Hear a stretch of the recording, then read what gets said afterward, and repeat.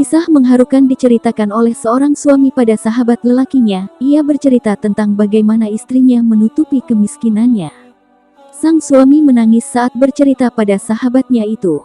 Sahabatnya bertanya kenapa ia sampai menangis terseduh-seduh, seolah nestapa berat sedang terpikul di bahunya. "Kenapa kau menangis terseduh seperti ini?" tanya sahabat lelakinya itu. Sembari mengusap air matanya yang sudah tak terbendung lagi, ia mulai mencurahkan isi hatinya pada sang sahabat. Sang suami mengatakan, "Istriku sedang sakit demam," ucapnya. Heran dengan isak tangis sahabatnya, ia berpikir bahwa sahabatnya itu sangat mencintai istrinya. Sahabatnya itu mencoba memberanikan diri bertanya, "Sebegitu cintanya kah kau, sehingga istri sakit demam saja sampai menangis sangat dalam seperti ini?" katanya. Sang suami mengusap air matanya, kemudian dengan pandangan lekat, ia terdiam sejenak sebelum menjawab pertanyaan sahabatnya itu. Sang suami menceritakan pada sahabatnya, ia adalah seseorang yang miskin. "Aku tidak punya pekerjaan tetap dan setiap hari keluargaku hanya makan dengan kacang. Itu pun jika aku pulang." Terus sang suami itu melanjutkan ceritanya, katanya, "Jika aku tak pulang karena belum mendapat apa untuk dimakan, paling istriku hanya minum air atau berpuasa.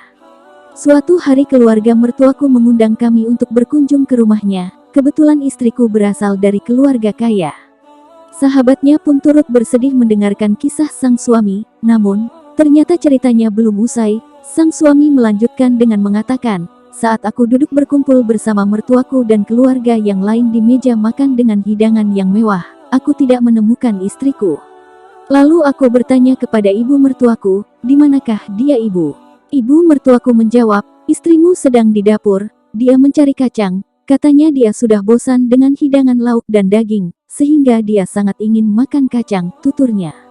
Ketika mendengar itu ayah mertuaku langsung memelukku sambil berkata, "Terima kasih menantuku, kau telah mencukupi nafkah anakku dengan baik, sampai dia bosan makan daging dan malah ingin mencoba makan kacang," pungkasnya. Saat itu dadaku tersesat, menahan tangis. Lalu saat pulang ke rumah kami aku tak bisa lagi menahan tangis, sambil kupeluk erat istriku.